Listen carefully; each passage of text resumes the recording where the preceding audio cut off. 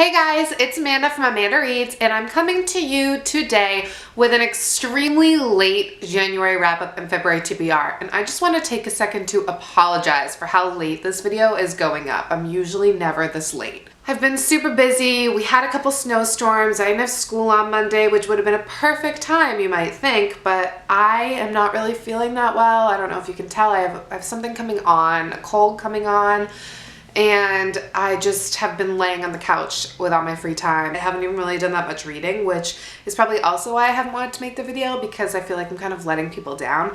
Even though I do this for me, it's just kind of disappointing that I'm kind of in like a slump, but it's not really a slump. It's just like laziness and not feeling well. What I'm doing this year is reading all of the books that I bought in 2015 in the month in which they were bought, and I will read them in that month of 2016. I don't know if that made any sense. I'm really sorry if it didn't. Like I said, I have sick brain, so it is what it is, but you also might have seen me haul the My Bibliophile in my Sorry Not Sorry book haul, and I have actually filled it out with my monthly TBR and then my just extra books that don't have a month attached to them yet because I just purchased them in January. In the month of January, I read 6 novels that were on my TBR and also 2 novellas that I did not plan on reading but just happened to read. I started off 2016 by picking up the Grisha trilogy by Leigh Bardugo. If you're not familiar with the Grisha trilogy, first we have Shadow and Bone, then we have Siege and Storm, and finally the trilogy rounds up with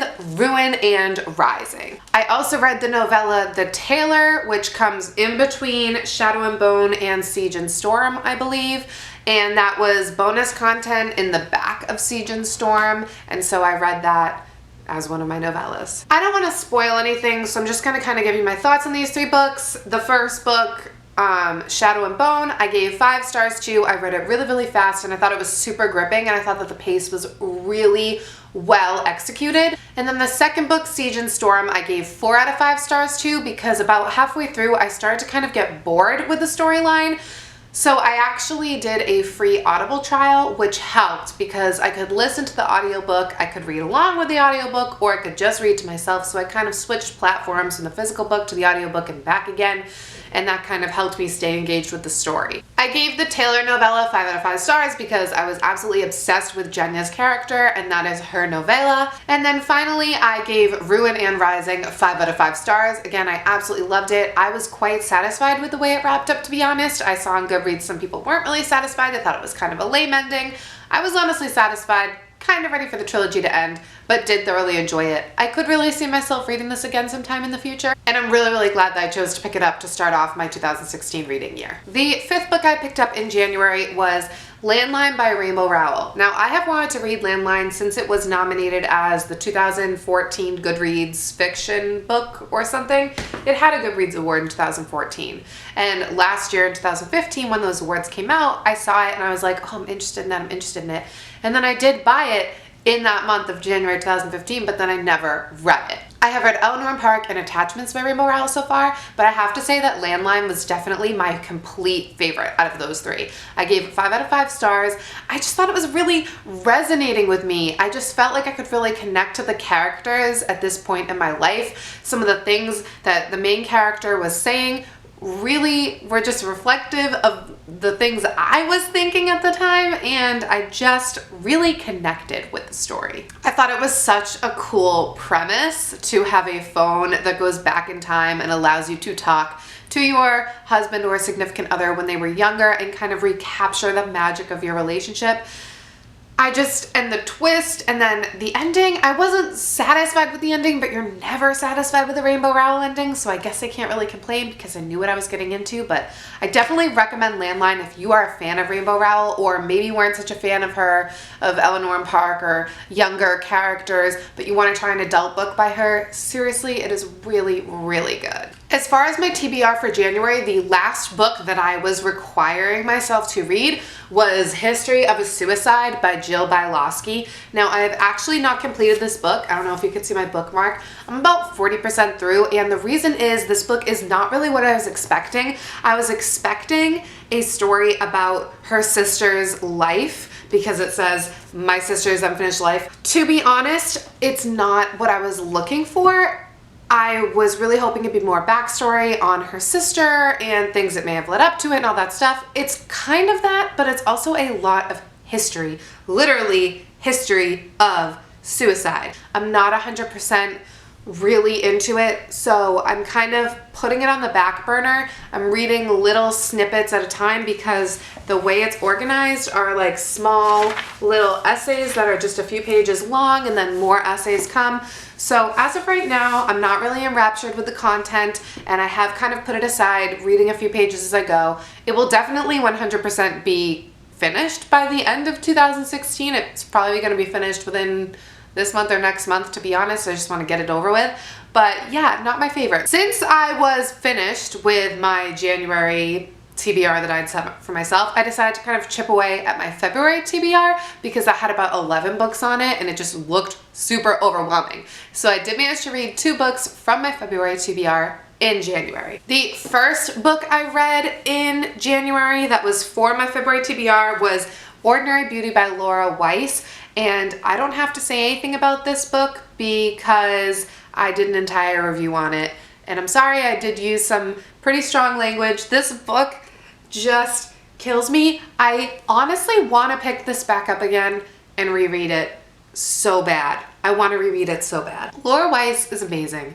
And I know I said in my review to pick this up. If you didn't watch my review, I'm telling you, pick this up. It is so good. Like I can't stop thinking about this book, and I think that's why I haven't been reading this month, to be honest, because I just want to keep reading this. Then the second book I picked up from my February TBR while it was still January was 37 Things I Love in No Particular Order. This is such a little book. It is by a woman named Kekla Magoon. This is about a girl named Ellis, and she is about to go on summer vacation, and her dad has been in a coma for a few years, and it might be time to kind of let him go.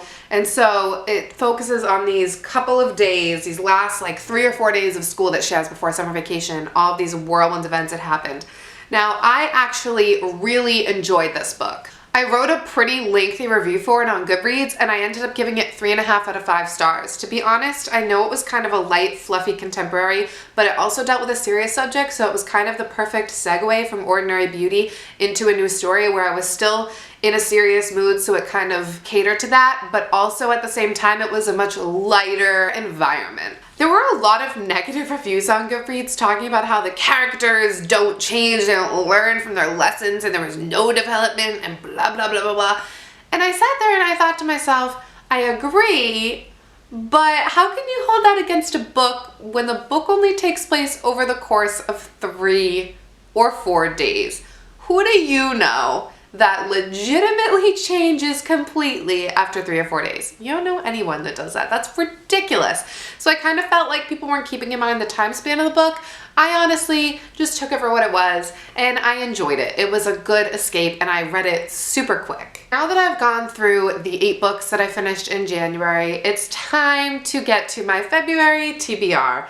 And honestly, it is so overwhelming to look at. So we're gonna start off with History of Suicide. I'm just gonna keep chipping away at it. Might finish it, might not in February. Not gonna stress myself out about it. Then we have the Shatter Me trilogy.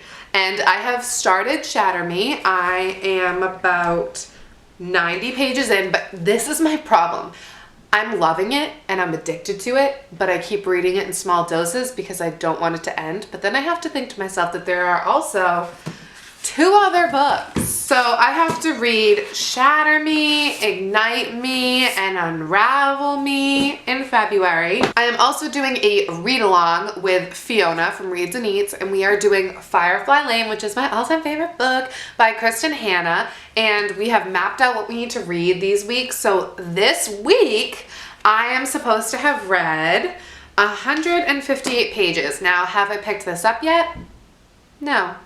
But I will get it done because Friday marks vacation time, and I will sit down and read all 158 pages if I have to. Then I need to read the Arkwell Academy trilogy, I believe is what it's called, but I only have the first 2 books, which is why I still don't really want to read it because I want the final book. But it is The Nightmare Dilemma and The Nightmare Affair. This is the first one by Mindy Arnett. And so there's a third book, and I feel like I need to get it before I can actually read these, because what's the point of reading these and then putting off the third book?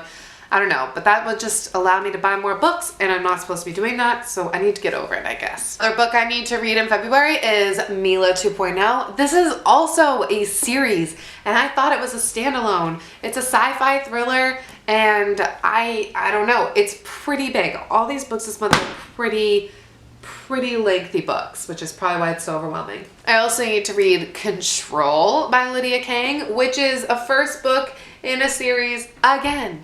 I can't get away. This is like the month of series that I don't have any other books to. And then the other book from a series I need to read is Starters by Lissa Price. Good thing is I have Enders by Lissa Price. So if I don't think I'm gonna get to this, I'm just gonna kind of put it off and just read it the same month I read Enders. This book is ridiculously scratched, and it's actually making me angry. Then I have 3 standalone novels, just in case you didn't think those were enough. I have Leftovers by Laura Weiss. So I'm pretty excited because we all know how I felt about Laura Weiss's last book I read. It looks like a small book, but like the font is so small. So it's actually a lot of reading. Then I also have Far, Far Away by Tom McNeil, this ridiculously fingerprinted cover. This is a very different cover than what other people are getting, I've noticed. This is my cover, and I can't decide if I like it better than the ones people have been buying currently. And then finally, the last book I need to read is Everything We Ever Wanted by Sarah Shepard. So those are the 13 books that I am supposed to be reading this month, and it is February 10th. And I've read none. So that just indicates how this month is going. But I'm not gonna let it get me down. I have a super busy few months ahead of me with finishing up my master's and just getting everything in on time. So I'm really not gonna stress out about it, because once May hits, then I will only have school. I will not have class anymore. I will not have to do my projects anymore. I will only have my job. And then once July hits, I will have nothing. I will only have free time. So that is when I think I'm gonna get the majority of my books read, is really in the summertime. Thanks for watching, guys. I hope you're having a way more successful reading month than I am this month. But if you aren't, we're not gonna let it get us down, because we can come back from it. It's not the end of the world. I hope that you are not having crazy snowstorms and that you are healthy. And I hope that I am healthy in the next video that I make for you. And I will see you guys soon. Bye, guys.